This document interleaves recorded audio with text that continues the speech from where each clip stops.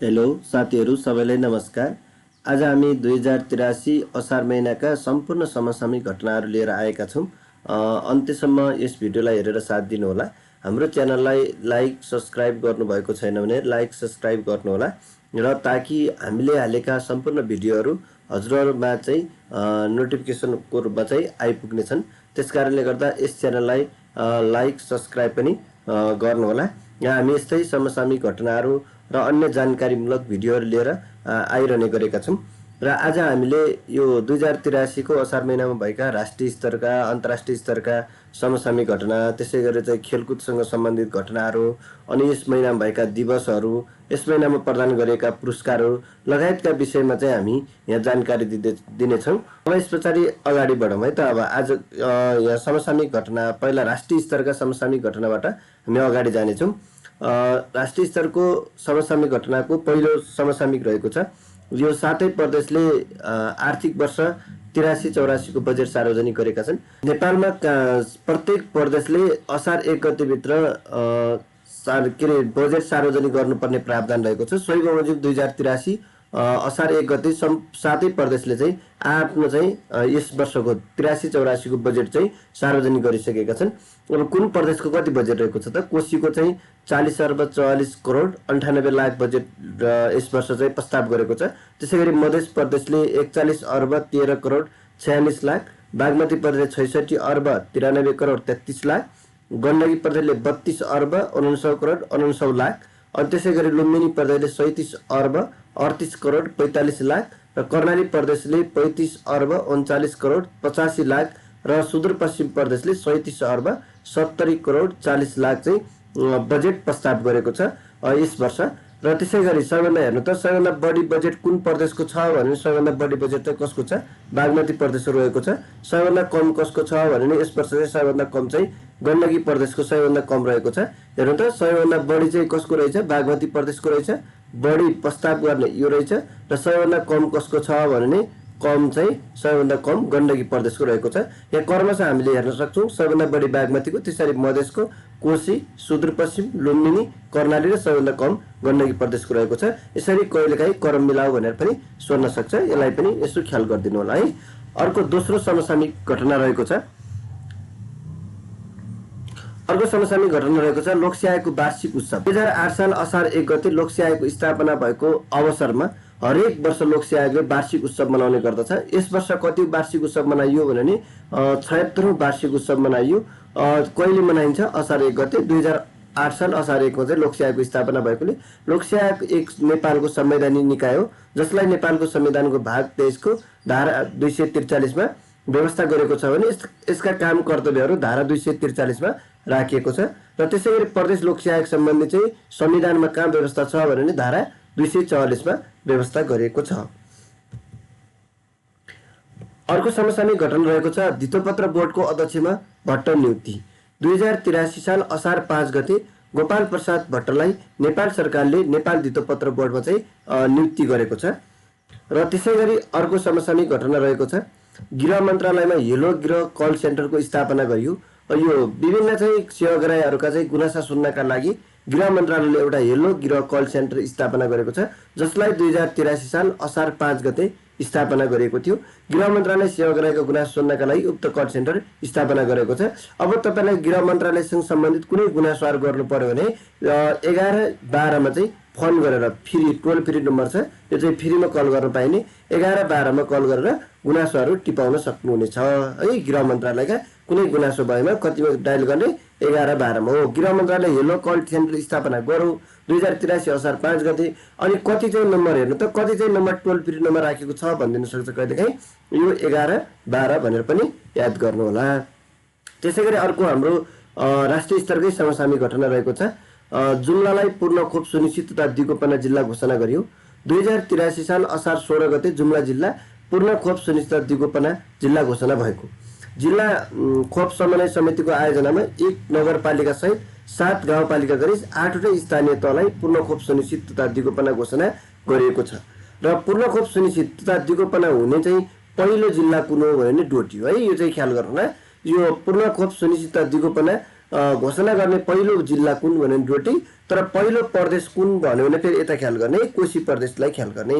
यो पूर्ण खोप सुनिश्चित दिगोपना घोषणा गर्ने पहिलो प्रदेश चाहिँ को भन्यो भने कोशी प्रदेश हो भनेर यो पनि ख्याल गर्न। जिल्ला डोटी अनि प्रदेश चाहिँ सबैभन्दा पहिलो कोशी हो। त्यसैगरी अर्को समसामयिक घटना रहेको छ त्रिभुवन विश्वविद्यालयको सेवा आयोगको अध्यक्षमा थापा। नेपाल सरकारले किशोर थापालाई चाहिँ यो त्रिभुवन विश्वविद्यालयको सेवा आयोगको अध्यक्षमा चाहिँ नियुक्ति गरेको छ। ओके, त्यसैगरी अर्को समसामयिक घटना रहेको छ विज्ञापन नीति 2083 स्वीकृति भयो। यो हामीले विज्ञापन नीति चाहिँ 2083 ल्याएका छौँ, जसलाई नेपाल सरकारले स्वीकृति गर्यो। कहिले गर्यो भने 2083 असार 18 गते नेपाल सरकारले विज्ञापन नीति 2083 स्वीकृति गरेको। यस नीतिमा मुख्य व्यवस्था के छन् भन्ने हेर्नु त, यी चाहिँ मुख्य व्यवस्था हुन्। यो यस नीतिमा भएका मुख्य व्यवस्थाहरू स्पोन्सर कन्टेन्ट एन्ड तथा इन्फ्लुएन्स मार्केटिङको सो घोषणा गर्न लगाउने 2 वर्षसम्म है, 2 वर्षमा यस्तो प्रावधान आएको छ। स्टार अफ बिजनेस तथा साना व्यवसायलाई निश्चित रकमसम्म सार्वजनिक सामाजिक सञ्जाल तथा डिजिटल माध्यमबाट विज्ञापन गरेर दिने व्यवस्था मिलाउने 2 वर्षसम्म। त्यसैगरी विदेशी वस्तु तथा सेवाको कारोबारबाट निश्चित प्रतिशत रकम उपभोक्ता सचेतनामूलक कार्यक्रम अनिवार्य सञ्चालन गर्नु खर्च गर्नुपर्ने व्यवस्था 2 वर्षसम्म गरेको छ यो पनि। अनि स्वदेशी वस्तु तथा सेवा प्रदायकलाई विज्ञापन खर्चमा सहुलियत दिने व्यवस्था 1 वर्षभित्र। त्यसैगरी सरकारले एकीकृत सूचना व्यवस्थापन प्रणाली मार्फत विज्ञापनको दर रेट निर्धारण गर्ने 2 वर्षभित्र यो काम पनि गरिसक्ने भनेर यस नीतिले लक्ष्य लिएको छ। ओके, त्यसैगरी अर्को समसामयिक घटना रहेको छ शिक्षा नियमावली 2059 को 10औं संशोधन भयो। संशोधन कहिले भयो भने 2083 असार 18 गते नै यो नियमावली संशोधन भएको र यसलाई राजपत्रमा प्रकाशित चाहिँ 2083 असार 25 मा राजपत्रमा प्रकाशित गरिएको थियो। त्यसैगरी अर्को समसामयिक घटना रहेको छ 7वटै विश्वविद्यालयमा उपकुलपति नियुक्ति। 7वटा विश्वविद्यालयहरूमा चाहिँ उपकुलपतिहरू नियुक्ति हुनुभएको छ। अब जसमा हेर्नु त कुन विश्वविद्यालयमा चाहिँ को उपकुलपति नियुक्ति हुनुभयो, यो सबै 7वटै विश्वविद्यालयको उपकुलपतिलाई 2083 असार 19 गते नियुक्त गरिएको थियो। त्रिभुवन विश्वविद्यालयमा प्रा डाक्टर भोलान थापा नियुक्ति हुनुभएको छ। त्यसैगरी सुदूरपश्चिम विश्वविद्यालयमा किशन दत्त भट्ट हुनुभएको छ। मध्यपश्चिम विश्वविद्यालयमा राजन सुरवाल, कृषि तथा वन विश्वविद्यालयमा ऋषिराम कटेल, राजर्षि जनक विश्वविद्यालयमा श्यामनारायण लाभ र पोखरा विश्वविद्यालयमा देवेन्द्र अधिकारी र पूर्वाञ्चल विश्वविद्यालयमा सुजन बाबु मरहट्टा चाहिँ नियुक्ति हुनुभएको छ है। त्यसैगरी अर्को समसामयिक घटना रहेको छ एसियाली विकास बैंकका अध्यक्ष नेपालमा भ्रमणमा आउनुभयो। एसियाली विकास बैंक एडीबीका अध्यक्ष नेपाल भ्रमण आउनुभयो। कहिले आउनुभएको भने 2083 असार 21 देखि 23 सम्म है, असार 21 देखि 23 सम्म कति दिने भन्यो भने 3 दिने भ्रमणमा आउनुभएको थियो। 21, 22 र 23 गरेर 3 दिने भ्रमणमा आउनुभएको थियो। अर्थात् सन् 2026 को जुलाई 5 देखि 7 मा चाहिँ उहाँ नेपालको भ्रमणमा आउनुभएको थियो। अहिले एसियाली विकास बैंकको अध्यक्ष को हुनुहुन्छ मासातो काण्डा है, मासातो काण्डा भन्ने हुनुहुन्छ। उहाँ चाहिँ नेपाल भ्रमणमा आउनुभएको थियो। त्यही भएर उहाँले नेपालको 3 दिवसीय भ्रमण गर्नुभएको थियो अथवा 3 दिने भ्रमण गर्नुभएको थियो। प्रधानमन्त्री बालेन्द्र शाह र एडीबीका अध्यक्ष बीच नेपालको जलविद्युत पर्यटन र डिजिटलाइजेसनमा सडक पूर्वाधारको क्षेत्रमा दीर्घकालीन सहकार्य थप विस्तार गर्ने विषयमा समेत छलफल भएको थियो। अर्को समसामयिक घटना रहेको छ मौद्रिक नीति 2083-84 जारी भयो। यो मौद्रिक नीति कसले जारी गर्छ भने नेपाल राष्ट्र बैंकले जारी गर्छ। यस वर्ष पनि नेपाल राष्ट्र बैंकले मौद्रिक नीति जारी गर्यो। कहिले सार्वजनिक गर्यो भने 2083 असार 23 गते मौद्रिक नीति जारी भएको। यो कतिौं मौद्रिक नीति हो भने 25औं मौद्रिक नीति हो। यसको मुख्य उद्देश्य अर्थतन्त्रमा स्थिरता र आर्थिक गतिशीलता बीच सन्तुलन कायम गर्न रहेको छ। नेपाल राष्ट्र बैंकले हरेक वर्ष चाहिँ आर्थिक वर्ष 59-60 देखि मौद्रिक नीति जारी गर्दै आएको छ। अनि यस नीतिका यो 83-84 का मुख्य व्यवस्थाहरू के छन् त हेरौँ। यसका मुख्य लक्ष्यहरू के छन्? आर्थिक वृद्धि दर चाहिँ 7% बजेटले भनेकै त्यसैलाई पूर्ति गर्ने भनेको छ। उपभोक्ता मुद्रास्फीति अथवा मूल्य वृद्धि कति राख्ने 5.5% मा सीमित राख्ने भनेको छ। ब्याज दर करिडोरको माथिल्लो सीमा बैंक अथवा यसलाई बैंक दर भन्छ 5.75% कायम गर्ने भनेको छ। त्यसैगरी ब्याज दर करिडोरको तल्लो सीमा निक्षेप सङ्कलन दर चाहिँ 2.75% रहेको छ। विस्तृत मुद्रा प्रदायको अनुमान चाहिँ 13% रहेको छ। निजी क्षेत्रतर्फ जाने कर्जाको वृद्धि दर 12% मा सीमित राख्ने भनेको छ। नीतिगत दर 4.25% रहेको छ। अनिवार्य नगद मौद्दा 4% पुर्याउने लक्ष्य रहेको छ। वैधानिक तरलता अनुपात वाणिज्य बैंकको चाहिँ 12% र विकास बैंकको वैधानिक तरलता अनुपात विकास बैंकको कति छ 10% रहेको राख्ने लक्ष्य चाहिँ रहेको छ। यी मौद्रिक नीतिका चाहिँ एकदम महत्त्वपूर्ण चाहिँ लक्ष्यहरू हुन् है, यी चाहिँ यसले गरेका व्यवस्थाहरू हुन्। त्यसैगरी अर्को समसामयिक रहेको छ नेपाल सरकारको मुख्य सचिवमा कार्की नियुक्ति हुनुभयो। 2083 असार 24 गते गोविन्द बहादुर कार्कीलाई नेपाल सरकारको मुख्य सचिवमा चाहिँ नियुक्ति गरेको छ। उहाँ कतिौं मुख्य सचिव हुनुहुन्छ भन्यो भने 30औं मुख्य सचिव हुनुहुन्छ। मुख्य सचिवको पदावधि 3 वर्षको हुने गर्दछ। पहिलो मुख्य सचिव चन्द्रबहादुर थापा हुनुहुन्थ्यो भने पहिलो महिला मुख्य सचिव चाहिँ लीलादेवी गर्तौला हुनुभएको थियो। र यसै गरी अर्को समसामयिक घटना रहेको छ बागमती प्रदेश सहयोगपेक्षी सडक आश्रित मानवमुक्त घोषणा गरेको छ। कहिले गर्यो भने 2083 असार 26 गते चाहिँ यो घोषणा गरेको थियो। बागमती प्रदेशका मुख्यमन्त्री इन्द्रबहादुर बानियाले प्रदेशलाई सहयोगपेक्षी सडक आश्रित मानवमुक्त घोषणा गर्नुभएको थियो। यस्तो घोषणा गर्ने पहिलो प्रदेश चाहिँ कर्णाली रहेको थियो र दोस्रो प्रदेश कुन भने गण्डकी र तेस्रो चाहिँ बागमती है। त्यही भएर पहिलो कुन भन्यो भने कर्णाली, त्यसैगरी गण्डकी पछि को आयो बाघ आयो अथवा बागमती आयो है। यसरी सम्झिने कर्णाली, गण्डकी र बागमती सबैभन्दा पहिलो चाहिँ कर्णाली रहेको छ। त्यसैगरी अर्को राष्ट्रिय स्तरकै अर्को समसामयिक घटना रहेको छ आदिकवि भानुभक्त आचार्यको जन्म जयन्ती मनाइयो।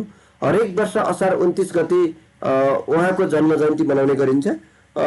विक्रम सम्वत 1871 असार 29 गते तनहुँ जिल्लामा जन्मिनुभएका आदिकवि भानुभक्त आचार्य हुनुहुन्छ।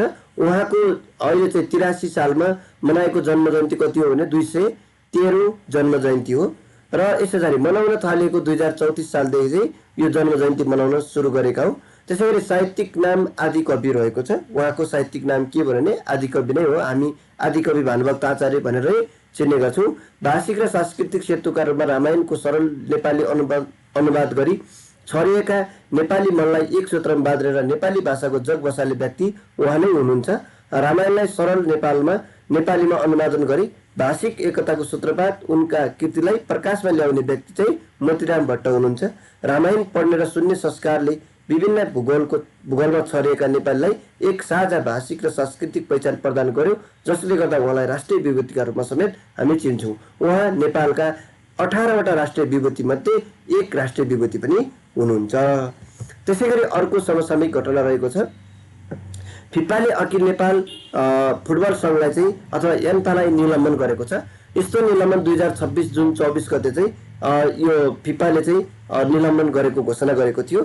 एन्फा पदाधिकारी बीच आन्तरिक कलहका कारणले गर्दा फिफाले एन्फालाई चाहिँ के गर्यो त निलम्बनमा राखेको छ। अब यस पछाडि हामी अन्तर्राष्ट्रिय स्तरका समसामयिक घटनातिर लाग्छौँ। यो राष्ट्रिय स्तरका सकियो असारका। अब असार महिनाकै अन्तर्राष्ट्रिय समसामयिक घटनाहरू हेरौँ। अन्तर्राष्ट्रिय स्तरको पहिलो समसामयिक घटना रहेको छ अमेरिका र इरान बीच युद्ध विराम सम्झौतामा हस्ताक्षर भएको छ। हस्ताक्षर कहिले भयो भने 2026 जुन 17 गते चाहिँ यस सम्झौतामा हस्ताक्षर भएको थियो।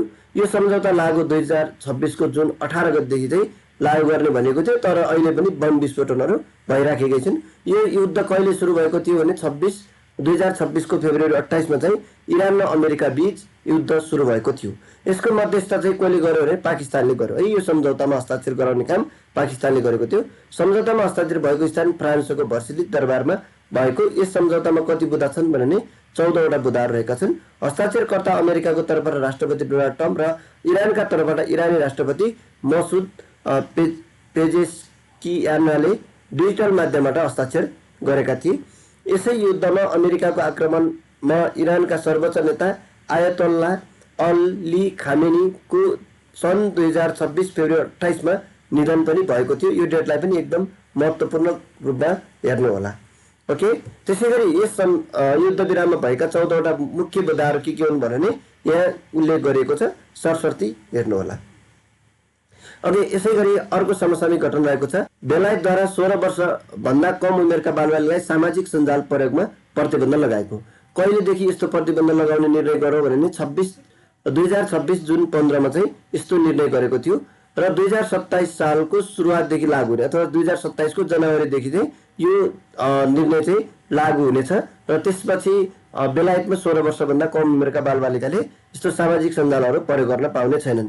योभन्दा अगाडि अस्ट्रेलिया, क्यानाडा, ब्राजिल, इन्डोनेसियाले बालबालिकाको लागि सामाजिक सञ्जालमा नियन्त्रण सम्बन्धी कानुनहरू तर्जुमा गरिसकेका छन् है यसभन्दा अगाडि चाहिँ। त्यसैगरी अर्को समसामयिक घटना रहेको छ। बेलायतका प्रधानमन्त्री केयर स्मार्टले राजीनामा दिए। राजीनामा कहिले दिए भने सन् 2026 जुन 22 मा चाहिँ उहाँले राजीनामा दिनुभएको। अपेक्षाकृत रूपमा आर्थिक सुधार गर्न नसकेको आलोचना भइरहेको परिप्रेक्ष्यमा उहाँले राजीनामा दिनुभएको थियो र उहाँ 2024 जुलाई 5 मा बेलायतको प्रधानमन्त्रीमा नियुक्ति हुनुभएको थियो। उहाँ नै हुनुहुन्छ। ओके, अब यसैगरी भेनेजुलामा विनाशकारी भूकम्प आयो। भर्खरै यो भेनेजुलामा चाहिँ एउटा ठुलो भूकम्प आएको छ। भूकम्प कहिले आयो भने 2026 जुन 25 मा चाहिँ त्यहाँ भेनेजुलामा ठुलो भूकम्प आएको थियो। भेनेजुलाले सन् 1900 पछिकै सबैभन्दा शक्तिशाली भूकम्पको सामना गर्नु परेको छ। क्यारिबियन तटीय सहर मोरन नजिकै 10 किलोमिटरको कम गहिराइमा 7.2 र 7.5 म्याग्निट्युडका दुई ठुला भूकम्प गएका थिए है। यो चाहिँ 1 मिनेटको फरकमा 7.2 रेक्टर स्केलको एकपटक गयो। त्यसरी फेरि तत्कालै 7.5 रेक्टर स्केलको चाहिँ भूकम्प गएको थियो भेनेजुलामा एकैपटक। अनि यसरी भूकम्पले तटीय राज्य गुइरा सबैभन्दा बढी चाहिँ तहस नहस पारेको छ। अमेरिकी संस्थाका अनुसार यस भूकम्पमा परि 10,000 मानिसले चाहिँ ज्यान गुमाएको भन्ने चाहिँ रहेको छ र यकिन चाहिँ यति नै मरे भन्ने चाहिँ अझै यकिन भइसकेको छैन। त्यसैगरी अर्को समसामयिक घटना रहेको छ। पेरुको नयाँ राष्ट्रपतिमा चयन भइन्। को भइन् भने केइको फुजिमोरी चाहिँ चयन हुनुभएको छ, अथवा पेरुको नयाँ राष्ट्रपतिमा केइको फुजिमोरी नियुक्ति हुनुभएको छ। नियुक्ति कहिले हुनु भने सन् 2026 को जुलाई 3 मा हुनुभएको थियो। निर्वाचन प्रमुख रोबर्ट बुर्निओद्वारा फुजिमोरीलाई राष्ट्रपति लुइस फर्नान्डो गालारेटालाई प्रथम उपराष्ट्रपति निर्वाचित भएको घोषणा गरेको हो र दिवंगत पूर्व राष्ट्रपति अल्बर्टो फुजिमोरीको छोरी 51 वर्षीय केइकोले जुलाई 28 मा अन्तरिम राष्ट्रपति होसेन मारिना बाल्काजारबाट पदभार गर्नुहुने छ। त्यसैगरी अर्को समसामयिक घटना रहेको छ। नयाँ समुद्री जीव समुद्री स्लग अथवा को नाम नयाँ राखिएको छ है। यो समुद्री जीव चाहिँ एउटा नयाँ फेला पर्यो, त्यसको नाम चाहिँ अब यो नयाँ नाम राखिएको छ। फेला परेको मिति कहिले भने सन् 2026 को जुलाईमा चाहिँ यस्तो जीव पत्ता लागेको थियो। कहाँ पत्ता लाग्यो भने क्यारिबियन सागरमा पत्ता लाग्यो। उक्त जीवको नाम के राखियो भने अल्डिसा भोजिनाहा भन्ने चाहिँ नाम राखिएको छ। यो किन राखियो भने यो चाहिँ अब फिफा विश्वकप 2026 मा केप भेडका गोलरक्षक भोजिनाहाले गरेको उत्कृष्ट प्रदर्शनको सम्मानमा चाहिँ यस जीवको नाम चाहिँ अल्डिसा भोजिनाहा राखिएको हो। नामाकरण गर्ने व्यक्ति स्पेनका जीव वैज्ञानिक जेसिस ओर्टेसा हुन् र भोन्जियोको पुरा नाम चाहिँ के हो भने जोसिमार जोजे एगोरा डाइस चाहिँ नाम हो है उनको चाहिँ, उहाँको नाम हो। उहाँकै नामबाट चाहिँ यो किराको नाम राखिएको अथवा यो जीवको नाम राखिएको थियो। अब उहाँलाई चाहिँ सबैले चिन्नुहुन्छ नै उत्कृष्ट गोलरक्षकको रूपमा चाहिँ। अब यो अहिले विश्वकपमा चर्चा जमाउनु भयो नै उहाँले हैन, त्यही भएर उहाँको नामबाट चाहिँ यो जीवको नाम राखिएको थियो। ओके, त्यसैगरी अर्को छ कतारका पूर्व अमिर शेख बिन खलिफा अल थानीको निधन भएको छ। निधन कहिले भयो भने सन् 2026 जुलाई 12 मा भएको थियो र उहाँ 74 वर्षको उमेरमा चाहिँ उहाँको निधन भएको छ र उनी आधुनिक कतारका निर्माताका रूपमा परिचित रहनु भएको छ एवं नेपाली श्रमिकका लागि रोजगारीको नयाँ ढोका खोल्ने, कतार नेपाल सम्बन्धमा नयाँ आयाम थप्ने व्यक्तिको रूपमा समेत उहाँलाई चिनिन्छ। उहाँ शेख अदम बिन खलिफा अल थानी कतारका पूर्व अमिर अथवा शासकका अथवा राजाका राजा हुन् हैन उहाँ चाहिँ। अनि उहाँले सन् 1995 देखि 13 सम्म कतारको नेतृत्व गर्दै देशलाई आधुनिक कतारको रूपमा स्थापित गर्नुभएको थियो। उहाँलाई कतारमा फादर अफ अमिरका रूपमा सम्मानका साथ लिने गरेको छ। त्यसैगरी अर्को समसामयिक घटना रहेको छ। अन्तर्राष्ट्रिय क्रिकेट परिषदको 111औं सदस्य मौरिससलाई चाहिँ 111औं सदस्यको रूपमा चाहिँ समावेश गरिएको छ। कहिले गरियो भने 26 जुलाई 15 मा चाहिँ गरिएको। यो देश अफ्रिका महादेशमा पर्दछ। अन्तर्राष्ट्रिय क्रिकेट परिषदको स्थापना 1909 जुन 15 मा भएको थियो। यसको प्रधान कार्यालय युएमा रहेको छ। नेपालले अन्तर्राष्ट्रिय क्रिकेट परिषदको सदस्यता 1996 मा लगिसकेको थियो। नेपालले एसियाली क्रिकेट परिषदको चाहिँ 1990 मा सदस्यता लिएको थियो। त्यसैगरी अर्को समसामयिक घटना रहेको छ। विश्वकै सबैभन्दा लामो हाइड्रोजन जेल सञ्चालनमा ल्यायो। कुन देशले ल्यायो भने भारतले ल्यायो। कहिले ल्यायो भने 2026 को जुलाई 17 मा चाहिँ यस्तो हाइड्रोजन जेल सबैभन्दा लामो हाइड्रोजन जेल चाहिँ सञ्चालनमा ल्याएको थियो। रेलको नाम नमो ग्रिन रेल रहेको छ। यो हाइड्रोजन यस्तो खालको हाइड्रोजन रेल पहिलो पटक ल्याउने चाहिँ जर्मनी हो फेरि है। विश्वमा हाइड्रोजन रेलको सुरुवात गर्ने देश भने जर्मनी, सबैभन्दा लामो हाइड्रोजन रेल सञ्चालन गर्ने भने भारत रहेको छ। ओके, अब त्यसै गरी दिवस विशेषहरू यो महिनामा भएका दिवसहरू, मनाएका दिवसहरू। ओके, यो राष्ट्रिय स्तरको चुरे संरक्षण दिवस 2083 मनाइयो। यो हरेक वर्ष असार 2 गते मनाउने गरिन्छ। यस वर्षको नारा चुरेको माटो चुरेलाई, सफा पानी सबैलाई भन्ने नाराका साथ 12औं संस्करणको चाहिँ चुरे संरक्षण दिवस मनाएको छ। राष्ट्रपति चुरे तथा तराई मधेस संरक्षण विकास समितिको स्थापना 71 असार 2 मा भएको थियो। सोही अवसर पारेर हरेक वर्ष असार 2 गते चाहिँ यो दिवस मनाउँदै आएको छ। चुरे क्षेत्र 37 जिल्लाका 340 स्थानीय तहमा फैलिएको छ। नेपाल सरकारद्वारा राष्ट्रपति चुरे संरक्षण कार्यक्रम मार्फत यस क्षेत्रको एकीकृत संरक्षणको सुरुवात 66-67बाट भएको पाइन्छ र यस क्षेत्रलाई शिवालिङ, वायु हिमाल, नवीनतम हिमालका नामले समेत चिन्ने गरिन्छ। यो क्षेत्रले नेपालको कुल भूभागको 12.7% ओगटेको छ भने यस क्षेत्रमा खेतीयोग्य जमिन 24% रहेको छ। त्यसै गरी अर्को दिवस रहेको छ विश्व शरणार्थी दिवस है। विश्व शरणार्थी दिवस कहिले मनाइन्छ भने जुन 20 मा मनाइन्छ। यस वर्षको नारा युनिटी एभ्रीवान इज सेफ भन्ने रहेको छ। संयुक्त राष्ट्रसङ्घीय शरणार्थी उच्च आयोगको आह्वानमा सन् 2001 देखि प्रत्येक वर्ष जुन 20 मा चाहिँ यो दिवस मनाउँदै आएको छ। त्यसै गरी अर्को समसामयिक घटना अन्तर्गतकै दिवस रहेको छ। यो विश्व जनसङ्ख्या दिवस 2026 मनाइयो। यो विश्व जनसङ्ख्या दिवस कहिले मनाइन्छ भने जुलाई 11 मा मनाइन्छ। यस वर्षको नारा के छ भने realising the hope and aspiring of young people today and for the future भन्ने चाहिँ यसको नारा रहेको छ। अथवा युवाको आशा र आकाङ्क्षा पहिचान गरौँ आज र भविष्यका लागि भन्ने चाहिँ यसको नारा रहेको छ। यो सन् 1987 जुलाई 11 मा विश्वको जनसङ्ख्या 5 अर्ब पुगेको दिनलाई स्मरण गरी यो दिवस मनाउने सुरु गरिएको। संयुक्त राष्ट्रसङ्घीय विकास कार्यक्रमको गभर्निङ काउन्सिलले सन् 1989 मा यो दिवस मनाउने प्रस्ताव पारित गरेको थियो। पहिलो पटक कहिले मनाइयो भने 1990 मा विश्वभर पहिलो पटक औपचारिक रूपमा मनाइयो र अहिलेको विश्वको जनसङ्ख्या करिब 8 अर्ब भन्दा माथि रहेको छ र विश्वमा सबैभन्दा बढी जनसङ्ख्या भएको देश चाहिँ भारत हो। सबैभन्दा कम जनसङ्ख्या भएको भ्याटिकन सिटी हो। ओके, यसै गरी अर्को दिवस रहेको छ धान दिवस, 23औं राष्ट्रिय धान दिवस। यस वर्ष मनाएको धान दिवस कति हो भने 23औं हो। 23औं राष्ट्रिय धान दिवसको बारेमा हेरौँ। यो दिवस कहिले मनाइन्छ भने असार 15 मा मनाइन्छ हरेक वर्ष। यस वर्षको नारा जलवायु मैत्री प्रविधि धान। यस वर्षको नारा जलवायु मैत्री प्रविधि धानमा आत्मनिर्भर र समृद्धि भन्ने रहेको छ। यो 2061 सालदेखि नेपालमा मनाउँदै आएको छ।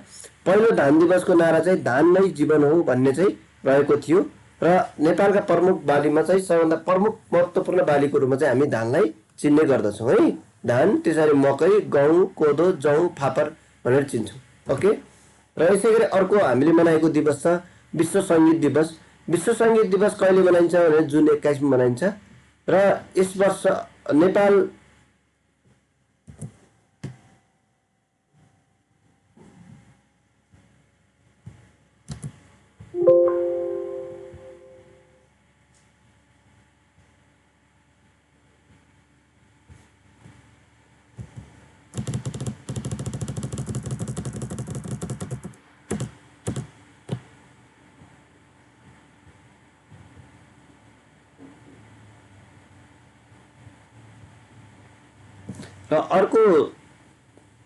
र यस महिना मनाएको अर्को दिवस रहेको छ विश्व सङ्गीत दिवस। यो कहिले मनाइन्छ भने हरेक वर्ष जुन 21 मा मनाउने गरिन्छ। नेपालमा सन् विक्रम सम्वत 2045 सालदेखि मनाउन थालिएको। सङ्गीत केवल धुनहरूको संयोजन मात्र होइन, यो मानव भावनाको प्रकटीकरण र ब्रह्माण्डकै सबैभन्दा शक्तिशाली अभिव्यक्ति हो। यही सशक्त सत्यलाई आत्मसात गर्दै 1982 देखि सङ्गीत दिवस मनाउन थालिएको। विश्वमा 1982 देखि मनाउन थालियो। नेपालमा चाहिँ 2045 सालदेखि चाहिँ मनाउन थालिएको। यो जुन 21 मा मनाउने गरिन्छ। र त्यसै गरी अर्को समसामयिक घटना अन्तर्गतकै अर्को हामीले मनाएको दिवस रहेको छ यो अन्तर्राष्ट्रिय योग दिवस।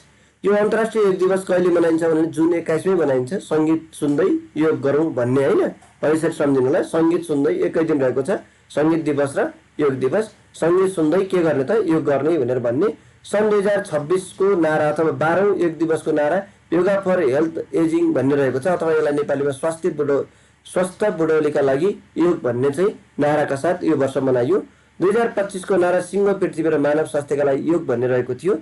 सन् 2014 सेप्टेम्बर 27 मा भारतीय प्रधानमन्त्री नरेन्द्र मोदीद्वारा संयुक्त राष्ट्रसङ्घको 69औं महासभा समक्ष राखिएको प्रस्ताव पारित भए पश्चात सन् 2015 जुन 21 देखि चाहिँ विश्वभर औपचारिक रूपमा अन्तर्राष्ट्रिय योग दिवस मनाउन थालिएको। कहिलेदेखि मनाउन थालियो भने सन् 2015 देखि भारतले चाहिँ यसको प्रस्ताव राखेको थियो 14 मा र त्यस पछाडि 15 देखि चाहिँ मनाउन थालेका हौँ। नेपालमा चाहिँ आन्तरिक रूपमा 2072 माघ 1 गतेदेखि प्रत्येक वर्ष माघ 1 गते फेरि योग दिवस मनाइन्छ। यो राष्ट्रिय योग दिवस चाहिँ माघ 1 गते मनाइन्छ, अन्तर्राष्ट्रिय योग दिवस जुन 21 मा मनाइन्छ। नेपालमा राष्ट्रिय योग दिवस 72 माघ 1 देखि चाहिँ मनाउन सुरु गरेको, अनि यो योग दिवस विश्वमा चाहिँ सन् 2015 देखि मनाउन थालिएको। ओके, त्यसैगरी अर्को दिवस रहेको छ जयन्तु संस्कृतम दिवस भन्ने रहेको छ। यो असार 1 गते मनाउने गरिन्छ। यस वर्ष 80औं जयन्तु संस्कृतम दिवस मनाएको छ। जयन्तु संस्कृतम नेपालको पहिलो विद्यार्थी आन्दोलन हो।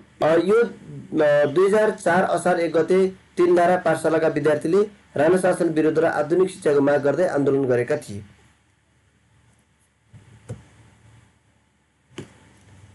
अब पुरस्कार विशेष यो महिना प्रदान गरेका पुरस्कारहरू हेरौँ। पहिलो रहेको छ सर्वोत्कृष्ट महिला फुटबल खेलाडी अवार्ड। कसले पाइन् त यस वर्ष भने रेणुका नगरकोटी है। यस वर्ष चाहिँ यो सर्वोत्कृष्ट महिला फुटबल खेलाडी को भइन् भने रेणुका नगरकोटी भएकी छिन्। यो यङ स्टार फाउन्डेसनले प्रदान गर्ने गर्दछ है। यङ स्टार फाउन्डेसनले चाहिँ यो प्रदान गर्ने गर्दछ र नेपाली राष्ट्रिय महिला फुटबल टिमकी कप्तान, अहिले कप्तान पनि रहेकी छिन्, तथा एपीएफ क्लबकी मिडफिल्डर रेणुका नगरकोटलाई 82 को सर्वोत्कृष्ट महिला फुटबल खेलाडी अवार्ड प्रदान गर्यो। 2083 मा गरे तापनि त्यसलाई 2082 भन्ने गर्दछ है। यस अवार्डसँगै उनले नगद रु 1 लाख रुपियाँ प्राप्त गरेकी छिन्। यो अवार्ड नेपाल खेलकुद पत्रकार मञ्चसँगको सहकार्यमा यङ स्टार फाउन्डेसनले गत वर्षदेखि अथवा 2082 देखि दिन थालेको, 81 को चाहिँ 82 मा दियो होइन, दिन थालेको। र यो अवार्ड पाउने पहिलो व्यक्ति अथवा गत वर्ष चाहिँ प्रीति राईले पाएकी थिइन्। नेपाली फुटबल महिला फुटबलकी चाहिँ यो मिडफिल्डर प्रीति राईले पहिलो पाइन् र यस वर्ष कसले पाइन्? रेणुका नगरकोटीले पाएकी छिन्। त्यसैगरी अर्को पुरस्कार रहेको छ राष्ट्रिय चलचित्र पुरस्कार 2083। राष्ट्रिय चलचित्र पुरस्कार 2083 असार 5 मा चाहिँ वितरण गरेको थियो। यो राष्ट्रिय चलचित्र अन्तर्गतका विभिन्न विधामा चाहिँ पुरस्कारहरू प्राप्त गर्नु भएका अथवा सम्मानित हुने स्रष्टाहरू हेरौँ है त। दीर्घ साधना सम्मान कसले पायो भने मदन कृष्ण श्रेष्ठले पाउनु भएको छ। उहाँले 3,75,000 पुरस्कार सहित यो पुरस्कार पाउनु भएको छ। अनि उत्कृष्ट चलचित्र कुन भन्यो भने उनको स्वेटर, यो एकदम ख्याल गर्नु है, उनको स्वेटर यो सबैभन्दा उत्कृष्ट चलचित्र यो वर्षको चाहिँ उनको स्वेटर बन्यो। उत्कृष्ट निर्देशक नवीन चौहान बन्नुभयो। उत्कृष्ट अभिनेत्री मिरुना राय मगर र उत्कृष्ट अभिनेता निर शाह। उत्कृष्ट लेखक चाहिँ दीपक प्रसाद आचार्य र एम थापा र उत्कृष्ट छायाङ्कन बाबु श्रेष्ठ।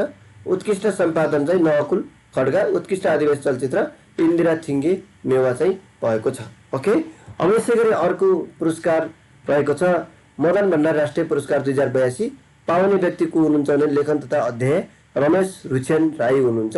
रमेश रुचेन राईले यो वर्षको चाहिँ मदन भण्डारी राष्ट्रिय पुरस्कार प्राप्त गर्नुभएको छ।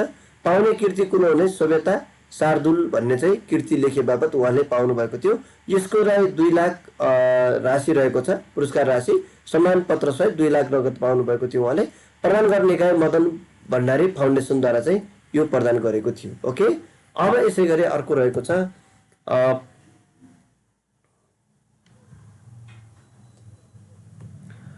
मिसेस नेसनल सिजन 4 को सम्मानित हुने अथवा उपाधि जित्ने महिला को भने पूजा शाह हुनुहुन्छ। उहाँले यो विवाहित महिलाहरूको सौन्दर्य प्रतियोगिता हो। यो विवाहित महिला मध्येको चाहिँ मिस नेपाल भने जस्तै होइन, मिस नेपाल त मिस नेपाल, तर यो चाहिँ मिसेस हो। विवाहितहरूको चाहिँ को हुनुभयो भने पूजा शाह। अनि यो प्रतियोगितामा लक्ष्मी बोराले दि मिसेस नेसनल प्लेटिना र अप्सरा सुवेदीले दि मिसेस नेसनल क्लासिकको उपाधि हात पारेकी छिन्। ओके, त्यसै गरी अर्को अब यस पछाडि सम्मेलन विशेषहरू यो महिना भएका विभिन्न सम्मेलनहरू। र पहिलो सम्मेलन रहेको छ उत्तर एटलान्टिक सन्धि सङ्गठन अथवा नेटोको सम्मेलन यो भएको कहाँ भने नि अंकारा टर्कीमा भएको थियो। यो कहिले भएको थियो भने सन् 2026 जुलाई 7 देखि 8 सम्म भएको थियो। यो सम्मेलनमा चाहिँ नेटोका अहिले चाहिँ नेटोमा 32 वटा सदस्य छन्, सबै सहभागी भएका थिए। ओके, त्यसै गरी अर्को सम्मेलन रहेको छ G7 को 52औं शिखर सम्मेलन है। G7 ले 52 वटा सम्मेलन गरेको छ। 52औं सम्मेलन यस वर्ष 26 मा गर्यो। कहिले भयो भने नि 2026 को जुन 15 देखि 17 सम्म भएको थियो। कहाँ भएको भने नि फ्रान्समा भयो। कसले अध्यक्षता गरेको थियो भने फ्रान्सका राष्ट्रपति इमानुएल म्याक्रोनले चाहिँ अध्यक्षता गर्नु भएको थियो। विभिन्न 9वटा घोषणापत्र जारी गरेको, जसमा युक्रेन, मध्यपूर्व, एआई, क्यान्सर र लागु औषध तस्करी विरुद्धका सहकारी प्रमुख रहेका थिए। यो G7 मा चाहिँ कुन कुन देश रहेका छन् भने नि Canada, France, Germany, Italy, Japan, UK र युएसए अथवा अमेरिका रहेका छन् है। युके भनेको बेलायत, युएसए भनेको अमेरिका। यी 7 वटा देशहरू चाहिँ यो G7 मा चाहिँ पर्दछन्। ओके, यसै गरी अर्को सम्मेलन रहेको छ 4औं राष्ट्रिय मिडिया सम्मेलन। यो मिडियाहरूको सम्मेलन भयो। कहिले भयो भने 2083 असार 6 देखि 7 सम्म चाहिँ यो सम्मेलन भएको थियो। कहाँ भएको थियो भने बुटोलमा भएको थियो। रूपन्देही जिल्लाको बुटोलमा चाहिँ भएको थियो। अनि यो सम्मेलनले चाहिँ विभिन्न खालका चाहिँ अब यो निर्णयहरू गरेको छ। सरकारी विज्ञापन सम्बन्धी वर्तमान नीति पूर्वावलोकन गरी समानुपातिक तथा मापदण्डमा आधारित विज्ञापन वितरण प्रणाली लागू गर्नुपर्ने माग राखेको छ। 3 महिनाभित्र पाठक दर्शक तथ्याङ्क सार्वजनिक गर्ने, 1 वर्षभित्र स्वतन्त्र लेखा परीक्षण प्रणाली स्थापना गर्ने प्रतिबद्धता जनाएको छ। लुम्बिनीलाई विश्व शान्ति तथा सूचना प्रविधिको केन्द्र बनाउने, सञ्चार सङ्ग्रहालय र सञ्चार ग्राम स्थापना गर्ने, तीनै तहका सरकारसँग संयुक्त पहल गर्ने माग समेत यो सम्मेलन सम्पन्न भएको थियो। ओके, त्यसै गरी अर्को सम्मेलन रहेको छ संयुक्त राष्ट्रसङ्घीय प्रहरी प्रमुखहरूको चाहिँ 5औं शिखर सम्मेलन भयो।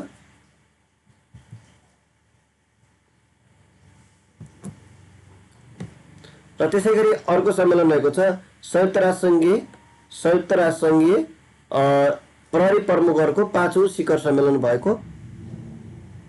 5औं शिखर सम्मेलन भएको यो कहाँ भएको थियो भने न्युयोर्क अमेरिकामा भएको थियो। त्यसै गरी कहिले भएको थियो भने 2026 जुलाई 7 देखि 8 सम्म भएको थियो। नेपालबाट चाहिँ को सहभागी हुनुभयो भने नेपाल प्रहरीका महानिर्देशक दानबहादुर कार्की र सशस्त्र प्रहरी बलका महानिरीक्षक नारायण दत्त पौडेल सहभागी हुनुभएको थियो। प्रत्येक सदस्य राष्ट्रबाट प्रमुख सहित बजेटमा कतिजना त 5 जना सहभागी हुने प्रावधान रहेको छ। मुख्य एजेन्डा युएनओको शान्ति स्थापना बजेटमा परेको आर्थिक दबावलाई दृष्टिगत गर्दै कम खर्चमा बढी प्रभावकारी सुरक्षित रूपमा चाहिँ कार्य सञ्चालन गर्ने, एआई र प्रविधिको चाहिँ प्रयोगबाट साइबर अपराध नियन्त्रण गर्ने जस्ता चाहिँ प्रस्तावहरू रहेका थिए। ओके, त्यसै गरी अर्को सम्मेलन रहेको छ अन्तर्राष्ट्रिय सहकारी महिला सम्मेलन 2026। यो 2083 असार 6 देखि 7 सम्म भएको थियो। कहाँ भयो भने ललितपुरमा भएको थियो। यसले 11 बुँदी घोषणापत्र जारी गर्दै यो सम्मेलन सम्पन्न भएको थियो। त्यसै गरी अब सूचकाङ्क हेरौँ। यस महिनामा भएका जारी भएका सूचकाङ्कहरू अब हेर्नु त। पहिलो सूचकाङ्क दिगो विकास सूचकाङ्क 2026 90औं स्थानमा रहेको छ। नेपालले प्राप्त गरेको अङ्क 68.7 रहेको थियो। नेपाल गत वर्ष 85औं स्थानमा रहेकोमा यस वर्ष 5 अङ्क गुमाउँदै 90औं स्थान भएको छ। यस सूचकाङ्क समावेश भएका मुलुकहरू 169 वटा रहेका थिए।